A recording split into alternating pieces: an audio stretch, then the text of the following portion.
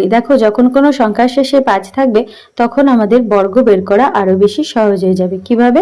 আমরা জানি যে 5 এর স্কয়ার কি হয় 25, সেটা আমরা লিখে নেব 2 এ 5 25। এবার দেখো 2 এর পরের সংখ্যা কি 3, তাই তো 2 এর সাথে 3 কে গুণ করে দেবো, 3 দুগুণী 6, 625 আমাদের অ্যান্সার। পরেরটা দেখো কি আছে 3 এ 5 35, 5 এর স্কয়ার আগে লিখে নাও 2 এ 5 25, তাই তো।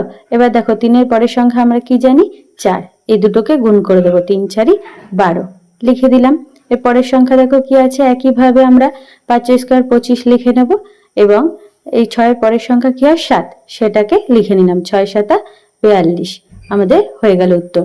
পরেরটা দেখো কি আছে 5 এর স্কয়ার আগে লিখে নেব 25 একইভাবে এবং 7 এর পরের সংখ্যা কি হয় 8, 7 8 56, সেটা আমরা লিখে দেব। পরেরটা দেখো কি আছে 5 এর স্কয়ার 25 একইভাবে লিখে নেব এবং 8 এর পরের সংখ্যা কি হয় 9, 8 9 72। ব্যাস আমাদের উত্তর চলে আসলো। পরেরটা তোমরা কমেন্টে জানাও।